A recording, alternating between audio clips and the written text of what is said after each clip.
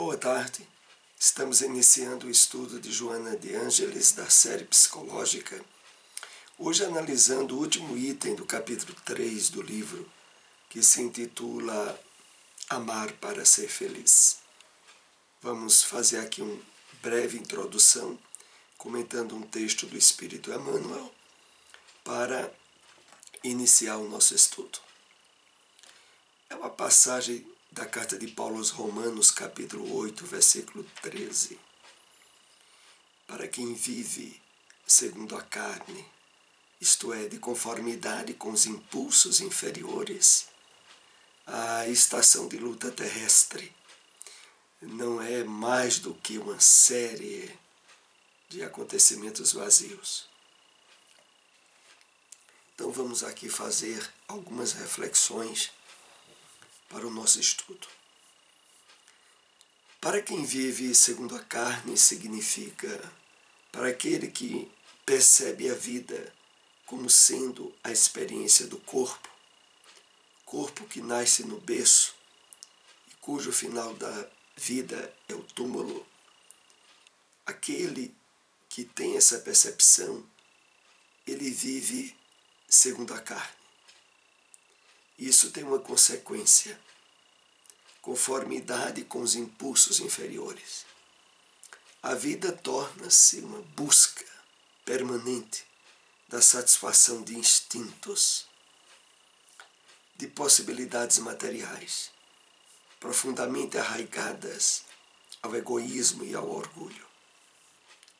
Quem vive assim, a estação de luta terrestre, vejamos bem essa expressão que Emmanuel usa, estação de luta terrestre. Nós devemos perceber a experiência no corpo como sendo a nossa matrícula no educandário, numa escola, em um ambiente onde nós somos chamados à superação de dificuldades, à aquisição de possibilidades de virtudes, mas nunca uma estação direcionada à satisfação de prazeres e necessidades fisiológicas. E por isso Emmanuel diz, a estação de luta terrestre, para aquele que vê a vida do ponto de vista material, não é mais do que uma série de acontecimentos vazios, que, aliás, dia a dia, penetra em nós, através das notícias, da mídia sensacionalista, aonde o direcionamento intencional é em acidentes, em tragédias, que acaba compondo esse quadro de acontecimentos vazios, infelizes, desequilibrantes. É assim que Emmanuel nos convida a modificar essa maneira de encarar a vida e buscar, no entendimento espiritual, as bases e o alicerce para uma vida de plenitude e de interação com as leis divinas. Vamos então para o nosso estudo. Amar para ser feliz é o nosso tema. Pode-se considerar que as três parábolas dos perdidos, a do homem que deixou o rebanho para buscar a ovelha, que se perdeu, a da mulher que perdeu uma dracma, e a do filho pródigo que se perdeu, como as parábolas do encontro e do autoencontro, que, aliás, é o tema central do capítulo 3 que estamos analisando. Então, Joana de Ângeles nos chama a atenção nessas três parábolas da Bíblia, caracterizadas por alguma perda de algum de seus personagens, como sendo uma colocação sutil e figurada do mestre para nos chamar à necessidade do encontro e do autoencontro, que é a matéria básica desse capítulo que nós estamos analisando. Então, lembrando a vocês, Em Busca da Verdade é o livro que tem por característica central a análise profunda da parábola do filho pródigo, que ainda nesses capítulos iniciais que estamos abordando é centralizada nela. E é dela que hoje nós ainda colheremos algumas reflexões importantes sobre a questão de amar para ser feliz. O Pai misericordioso, o Pai da parábola do filho pródigo, em todos os momentos da narrativa profunda, ama tanto aquele que foge em busca da autorrealização e fracassa, quanto ao outro que fica ao lado, vivendo emocionalmente distante do carinho e do sentimento de ternura para com o genitor. Então, muitas vezes, numa leitura rápida da parábola do filho pródigo, as pessoas são levadas a se identificarem com um ou outro personagem, a condenarem de uma forma maior ou menor o filho mais jovem ou o filho mais velho que ficou com o pai. E perdem, nessa análise rápida, de extrair todo um conjunto de elementos espirituais importantes que estão por trás dos personagens e da narrativa. Então, os dois filhos estavam em carência, em necessidade, em desequilíbrio e afastados das leis divinas. Não era pelo fato do filho mais velho ter ficado em casa e não ter pedido parte na sua herança para gastar em um país distante que ele fosse mais equilibrado. A atitude dele era embasada em um egoísmo profundo que não teve como evitar de manifestar-se quando o seu irmão mais jovem voltou para casa arrependido, que é a matéria que nós estamos tratando. O amor é, sem dúvida, a terapia eficiente para os males que afligem os indivíduos e a sociedade em geral, porque desperta a reciprocidade, arrancando do esconderijo do egoísmo esse mecanismo que é inato, mas necessita de estímulo. Então,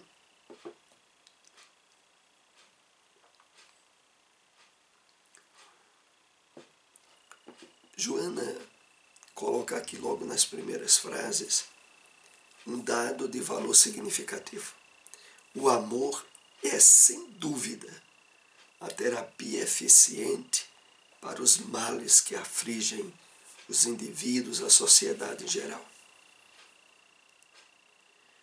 E ela diz, porque desperta a reciprocidade arrancando do esconderijo do egoísmo esse sentimento.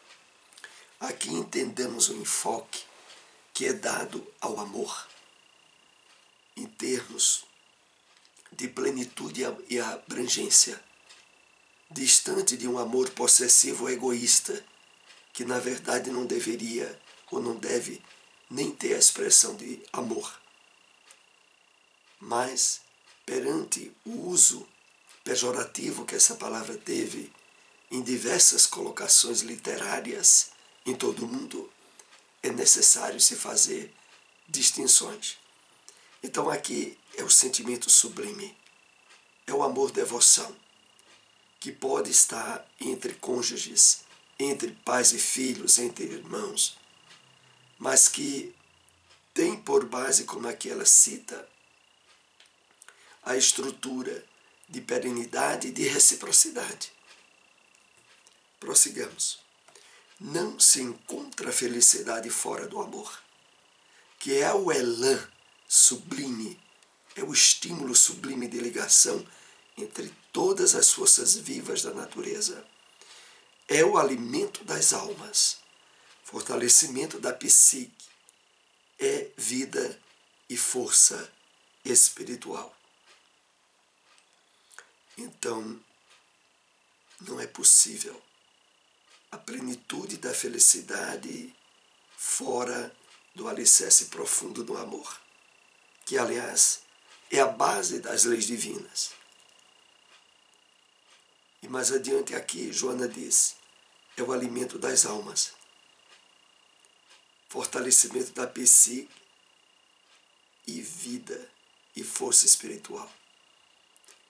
Na realidade, mostrada a nós pela revelação espírita, os espíritos benfeitores, os espíritos elevados, se fortalecem, se nutrem através das vibrações do amor que compartilham e que dirigem em atividades de serviço, de socorro, de ajuda a outros espíritos.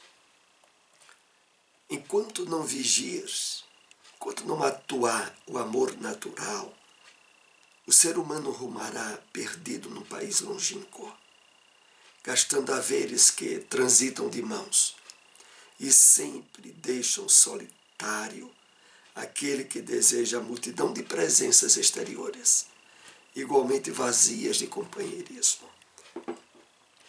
Então,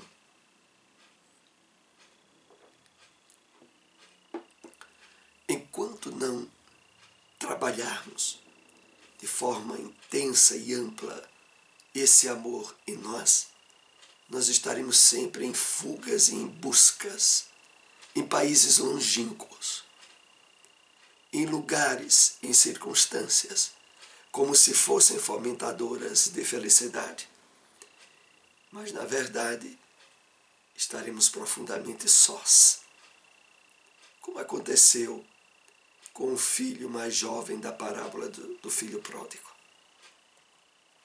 Abrindo-se ao amor, cada um descobre que qualquer tipo de fuga é perturbador, enquanto que todo do avanço na direção do serviço fraternal, da solidariedade, do amor, constitui próximo encontro com a saúde. Então, quando nós abrimos-nos às possibilidades do amor, logo percebemos o absurdo da fuga ou da busca em pessoas, circunstâncias e lugares, sem que esse amor tenha sido suficientemente cultivado em nós. É claro que nisso está também esse trabalho do autoencontro, do autodespertamento, da percepção de sermos espíritos eternos, em trabalho constante de aprimoramento e de renovação. Então, prossigamos. A autoconsciência é o elemento que deve ser buscado sempre e de forma lúcida, a fim de poder eleger-se o que se deve fazer e se pode realizar, em detrimento daquilo que se pode, mas não se deve, ou se deve, mas não se pode executar. Vamos refletir um pouco sobre isso.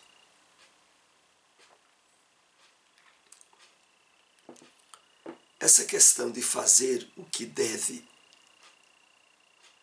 e quando surge a necessidade do discernimento adequado, não sofrer nenhum tipo de constrangimento ou de sofrimento quando não pode fazer algo que sabe ser certo, mas não pode ser feito. Tudo isso está aliado à questão da autoconsciência, do entendimento das leis divinas, da percepção da vida em termos imortais, das leis divinas aonde a reencarnação é sua base maior. Na medida em que isso vai sendo bem trabalhado em nós, nós fazemos o que é certo e deve ser feito. E naturalmente não nos sentimos conflitados ou em campo de sofrimento por não fazer aquilo que sabe que é certo, mas não pode fazer. Não obstante, o distanciamento nosso do entendimento da vida em termos espirituais plenos tem por resultado exatamente o contrário disso. A criatura humana sofre muitas vezes por aquilo que sabia que era certo, mas não pôde realizar, e lhe causa muito sofrimento, sentimento de culpa, remorso às vezes. E o pior de tudo, quando chega a situações onde pode e deve fazer, não faz. É claro que tudo isso tem por pano de fundo o nosso distanciamento das leis divinas e da nossa verdadeira natureza, que aqui estamos aprendendo a cuidar. Aquele filho mais velho possuía a religião formal, aquela aparência social, mas ainda não encontrara o sentido existencial, o significado do amor em toda a sua plenitude e na mais variada expressão. Então, esse era o quadro do filho mais velho. Ele, quando Joana fala aqui que ele possuía a religião formal, aquela aparência social, era porque ele, ao manter-se na casa do pai, não o fazia pelas verdadeiras intenções do coração. Não, fazia por egoísmo. Fazia pensando na herança maior que pudesse vir a receber. Então, desse modo, essa comparação que Joana faz sobre a religião formal. Porque na religião formal, o que prevalece é a etiqueta social, é a aparência de ser religioso. Quando no íntimo a pessoa está ali só fisicamente, mental e espiritualmente não está. Ouvida-se, esquece-se que os haveres são do pai e que mesmo idoso, enquanto vivo, tem o direito de reparti-los, de utilizá-los conforme lhe aprouver. Foram a sua administração e constância no trabalho que mantiveram os recursos agora disputado tenazmente pelo infiel, que se dizia fiel. Aqui a referência é o filho mais velho que ficou em casa. Então, nós notamos na análise profunda que Joana vai estabelecendo nessa parábola, entendimentos e percepções que antes nós não tínhamos. O amor abraça o mundo e, por mais se divida, jamais diminui de intensidade. Somente no amor está a felicidade, porque nele se aure a vida em abundância, facultando o encontro com a consciência de si, o autoencontro com o self. Vamos refletir um pouquinho só aqui nesse último slide do nosso estudo dessa tarde. Então o amor tem essa característica. Por mais que se divida, ele se multiplica. Ele não perde de intensidade. E aí Joana diz, somente no amor está a felicidade, porque nele se aure a vida em abundância.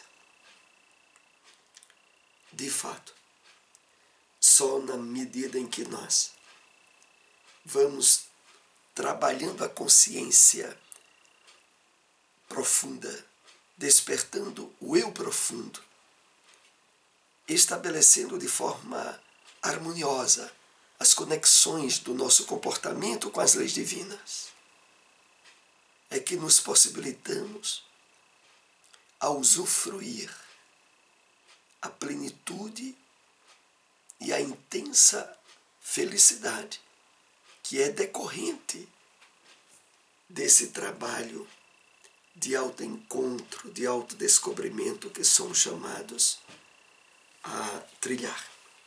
Agradecemos àqueles que nos acompanharam nessas reflexões. Se possível, compartilhem essas informações. Esse vídeo depois estará disponibilizado no canal do YouTube da Fraternidade Espírita Bezerra de Menezes e da nossa página no YouTube. Uma boa tarde a todos.